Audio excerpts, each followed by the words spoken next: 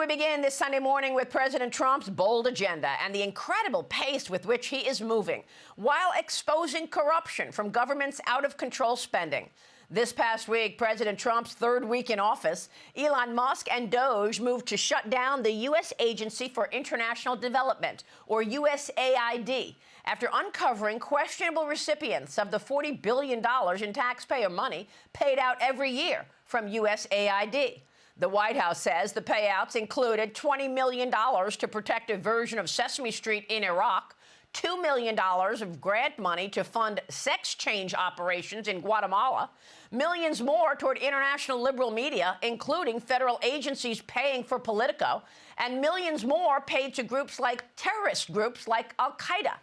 The president is calling for a clean sweep of where exactly the money is being spent across government to cut out wasteful spending, including the military, returning to its core principle of readiness and protecting the homeland.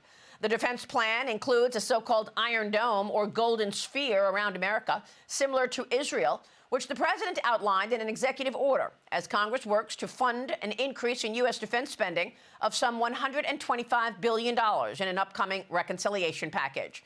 Joining me now in this Sunday Morning Futures exclusive is the Secretary of Defense, Pete Hegseth, who is about to embark on a week-long trip to Germany, Belgium, and Poland to engage with allied leaders on strengthening deterrence, as the Secretary is also committing to a clean audit of the Defense Department within 4 years. Secretary Hegseth, congratulations to you, Good morning, and thanks Maria. so much for joining us. Thanks for having me.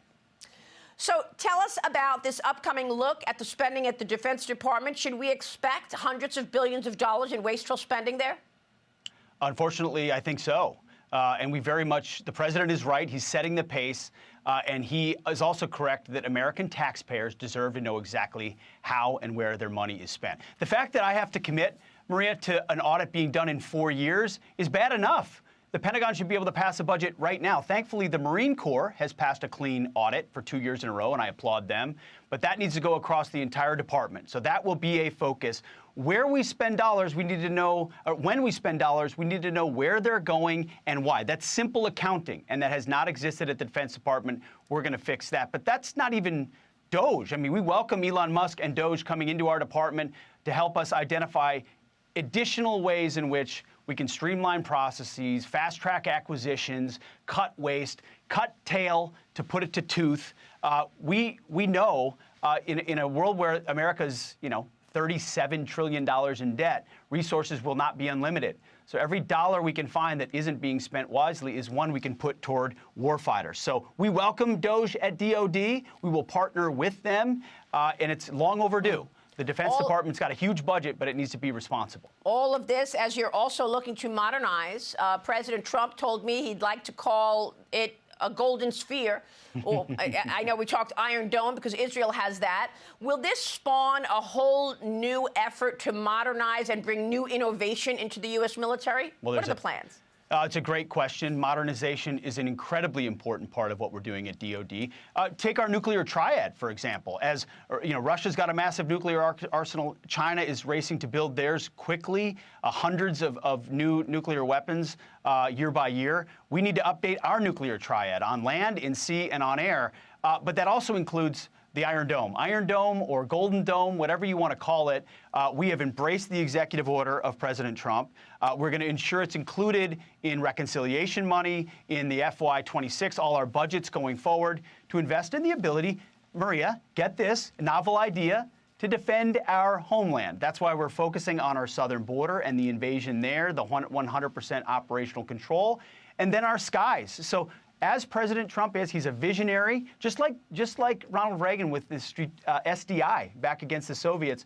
Our skies will be deterred from rogue actors or enemies, and that helps us project power in a meaningful way as well, while protecting the American people. And people understand better the threat of China, Secretary, and I know that there's a real conversation underway about the fact that China has more Navy ships than America. So what are you going to do there? I know you are about to embark on a very important trip, traveling to Germany, Belgium, Poland. Is China one of the big conversations there? And what are you going to do about the Navy? Very much so. Maria, you amongst first amongst many have raised the alarm about the Chinese threat for a long time. There's a reason I That's the one country I mentioned in my congressional testimony and continue to mention. They're not just a near peer. This is a peer moment. They have very different views of the world than we do. So I'm traveling to Europe this week because there's a NATO ministerial meeting there, and we'll also be talking about Europe taking a lead role in Ukraine. But I'm also meeting with the troops. So I'm going to see the troops for multiple days there, might even do some PT with them on the ground. I want to make sure our troops understand how focused we are on their warfighting capabilities. But none of that is meant to signal that our focus is just in Europe. In fact, if you look at the phone calls that I've made, meetings that we've had, it's been with Australia, it's been with South Korea, it's been with Japan and the Philippines, and those in the Indo-Pacific are allies and partners who we're going to need to come alongside us to deter Chinese aggression. So our focus is very much so on the Indo-Pacific. China is racing toward shipbuilding. I mean, their shipbuilding capability, I know you know this, Maria, is multitudes beyond ours right now, but we can catch up with the right investment and have to, considering Taiwan and Chinese intentions in that region. So we know they're building hard power. We have to keep on pace with that and then find other places where we maintain strategic advantage, whether that's under the water or in the skies or in space or on the cyber domain. We are laser focused there, Maria, because we have to if we want the future of the world to be free. How exciting, Secretary. Now, the White House has not decided whether it's going to endorse this deal that the UK has done with Mauritius over the Chagos Islands. I know we have a military base there. Are you planning on going there? What's the story with the U.S.'s position now that the UK is trying to do a deal with Mauritius on the very island that we have a military base? And is President Trump going to use tariffs as leverage? I suspect he's going to announce tariffs on Europe next week. Well, Diego Garcia, a lot of people are not familiar with it, is a very important strategic position that we share with the UK in the Indian Ocean. The Chinese would love more impact over that sphere, and it gives us power projection platforms and refueling opportunities that if we were to give that away, it would be an abdication of America's ability to project power. So we appreciate our British friends' willingness to pause their deal and give us a chance to take a look at it. And we want to make sure in this new administration, it's a good deal, a deal that serves our interests and our military's interests, that we're good partners with the UK on it, but that also the Chinese are not able to leverage the moment to try to gain a foothold there. So I don't want to get ahead of the president, but we're looking at this very actively. It'll be a part of my discussion with the Minister of Defense from the UK at NATO. We want to get a great deal solidified so American interests are preserved there. Of course. Secretary, our audience knows you so well, having been a colleague and a co-worker for so many years. I want to get your take on your observations as Defense Secretary. What has surprised you most about what you've learned, sir? I've been humbled. I'm so grateful and humbled by the faith that President Trump placed in me to lead the department. We're confronting threats in real time, restoring the warrior ethos, rebuilding the military, reestablishing deterrence. But what's been really neat to see is, yes, there are a lot of changes that need to be made. And the 5 and 10 meter targets are on the culture and reestablishing meritocracy and accountabilities and standards. We're doing all that. But the professionalism of the military class, of the uniform class, is incredible. You see folks that had lawful orders from the Biden administration who now are getting very different lawful orders from the Trump administration, and they're prepared to salute and execute quickly. And yes, there have been places where we've had to course correct.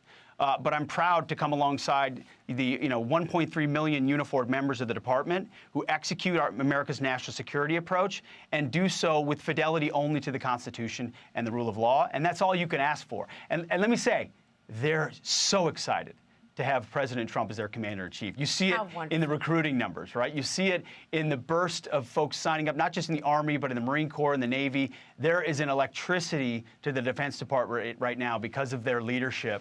You see it in those numbers, and you see it in the building. It's incredible. Recruitment has soared since you stepped into the role. Yeah, I mean, it doesn't surprise me, right? When you have a commander-in-chief, and we call it the Trump effect inside the building. Yeah. When you have a commander-in-chief that has the backs of the department, and then humbly a secretary who's going to have the backs of combat leaders and untie their hands, give them an opportunity to go after the enemy, that's all we want. That's how you reestablish deterrence, and the young people of America are responding, thankfully.